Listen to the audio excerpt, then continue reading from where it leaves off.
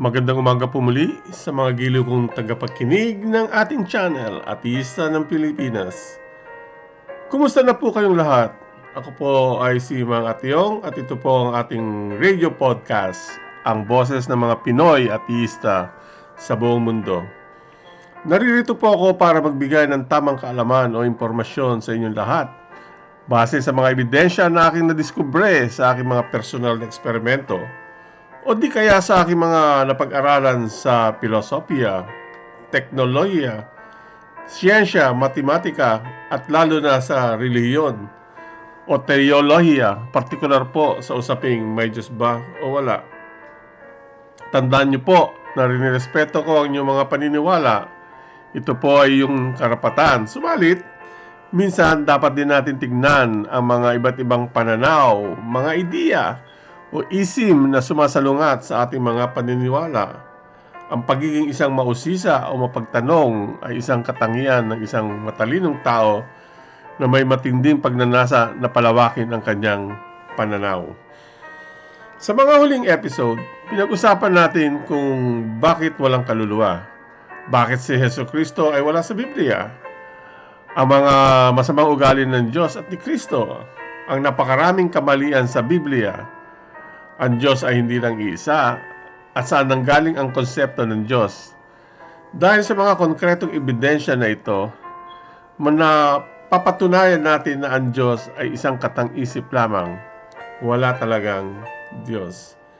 Sa episode naman na ito, tatalakayin naman natin kung may langit ba o wala. Ang langit ay pinaka-importanteng bagay sa mga tao na naniniwala sa Diyos. Dahil ito ang pangako na binigay ng Diyos sa kanila. Ang ideya ng langit ay itunuturing na isang konsepto ng gantimpala at kaparusahan. Pag ikaw ay mabuti, pupunta ka sa langit. Subalit kung ikaw ay masama, ikaw naman ay pupunta sa impyerno. Ito ang konsepto ng gantimpala at kaparusahan ng Diyos sa mga taong naniniwala sa Kanya. Ang ideyang ito ay isang makasariling motibasyon ng Diyos, motivation ng Diyos para sa Kanyang masugid na mga mananampalataya dahil ito ay nagpapakita lamang na kaya sila gumagawa ng mabuting bagay ay para makaakyat lamang sa langit. So yung mga taong naniniwala sa Diyos ay gumagawa lang ng mabuting bagay para makaakyat sa langit at magkaroon ng maginhawang buhay habang buhay. Pero totoo bang may langit? Totoo bang ito ang mangyayari sa langit? Ang langit ba ay masaya o ito ay kagaya rin sa lupa? Dito sa lupa. Sabi sa Biblia, ang langit ay may sariling pamahalaan din. Ang mga tao sa langit ay may mga kanya-kanyang ranggo mula sa itaas, kagaya kunyari ng presidente ng bansa, hanggang sa pinakamaliit na tao, kagaya ni Juan. Ang pinakamataas na ranggo ay ang Diyos. Tapos, ang mga anghel. At ang huli ay ang mga tao. Ito ang ranking sa langit or hierarchy na tinatawag. Ang tao ay hindi pwedeng maging anghel sa langit din. Nasa Corinthian yan. Ang langit ay pinaniniwala ang isang pinakamasayang lugar. Walang problema, sagana sa lahat ng bagay, at walang diskriminasyon. Wala kang gagawin sa langit kundi mag-enjoy lang sa buhay. Pero maraming di nakakaalam na pag lahat na ito ay ginawa mo araw-araw, pagsasawaan mo rin lahat ito at magiging boring na ang buhay mo. Hindi ka na magiging masaya dahil wala nang challenge sa buhay mo. Pero huwag ka mag-alala dahil sabi sa Biblia, sa langit ay magtatrabaho ka rin. Kagaya ng ikaw ay maaaring sa araw na ito, ikaw ay maaaring magpatugtog ng mga harp. O bukas, ikaw naman ang mga maglilinis ng mga gintong kasangkapan. Makikita nyo to sa Genesis. Sa langit, may emosyon ka rin. Makikita nyo to sa Revelasyon. Pwede ka rin magalit, pwede ka rin magselos, pwede ka rin pumatay. Dahil itong mga to ay katangian na makikita mo rin sa Diyos. So kung ano yung meron sa Diyos, meron ka rin. Dahil pantay-pantay daw kayo, sabi niya. Sabi sa Biblia. Ang langit ay may mga mansyon din kung saan ang mga big shot ay nakatira at ang mga ordinaryong tao naman ay nasa ordinaryong bahay din. So, merong classification din sa langit. So, yung kunyari yung mga big shot o mayayaman ay nakatira sa mansyon at yung mga mahihirap o pulubi ay nakatira sa ordinaryong bahay. Ngayon, ang iyong utak nung nasa lupa ka, kung ano yung mga laman ng utak mo nung nasa lupa ka, ay dadalahin mo rin hanggang kalangitan.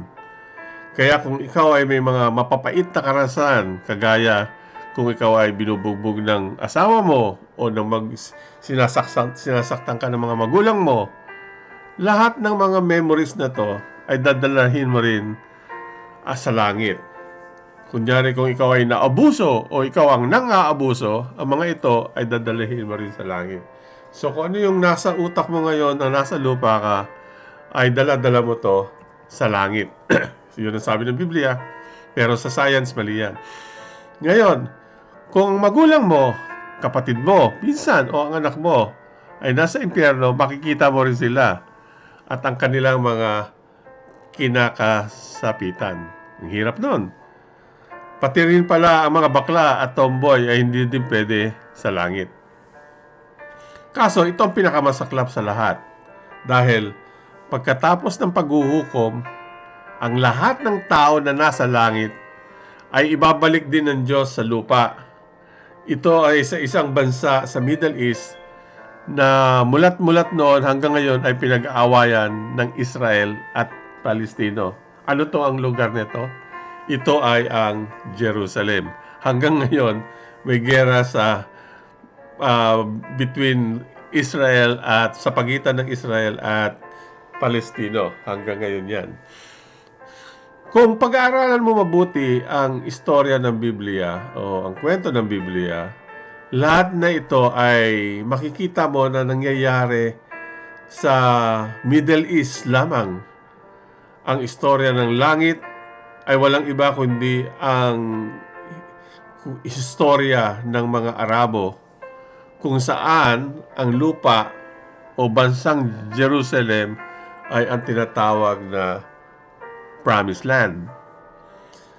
Kaya ang Jerusalem ay sinisimbolo ng langit kung saan ito ay minention maraming beses sa Biblia. Siya nga pala, ang mga taong pupunta sa langit ay nabibilang lamang. Sa Biblia, sinabi ito ay 144,000 ang pwedeng pumasok sa langit. So, malaki kaya tsansa mo na makapasok sa langit dahil 144,000 lamang ang pwedeng pumasok sa langit. So, sino-sino ang mga pwedeng pumasok sa langit? Eto sila. Kung hindi ka isang Jew, hindi ka isang Gentile, hindi ka isang Muslim, hindi ka isang Arabo, o pinanganak sa Middle East, malas mo, hindi ka pwedeng pumasok sa langit. Ang mga lahi na nabaging ko ay ang mga tao lamang na makakapasok sa langit. Kung pinanganak ka sa Pilipinas, oh man, malabo kang makapasok sa langit.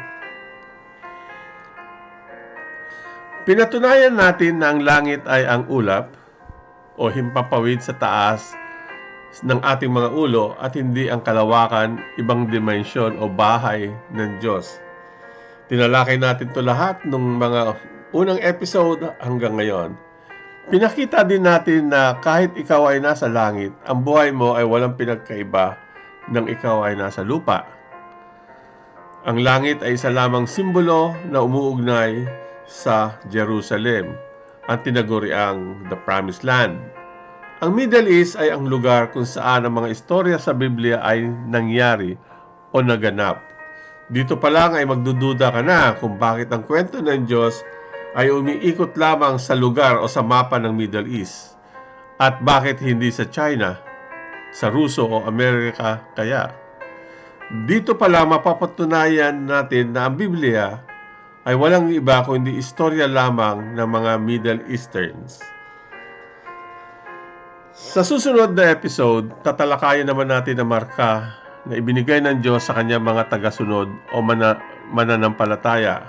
Baka mabigla ka o kayo kung hindi nyo pa alam kung ano ito. Sa kabuuan ng ating mga tinalakay sa podcast na ito, mula noong unang episode hanggang ngayon, pinatunayan natin na ang Diyos ay hindi totoo base sa ating mga sumusunod na ebidensya. Una, ang pagbuo at ang ama ng Biblia ay nasa episode 4. Ang tunay na simbahan ng Diyos at ang mga peking simbahan ay nasa episode 5. Ang original na Biblia at ang original na pagtuturo nito ay nasa episode 6, 7, and 8. Ang mga mali, dagdag at kasinungalingan sa Biblia, ito ay nakita sa 9. Ang pangalang Jesucristo ay wala sa Biblia. Ang paliwanag ay nasa episode 10. Si Jesus ay hindi ang tunay na Messiah. Ito ay nasa 11. Ang kabastusan ni Jesus ay nasa episode 12. Ang tunay na anyo ni Kristo ay nasa episode 13.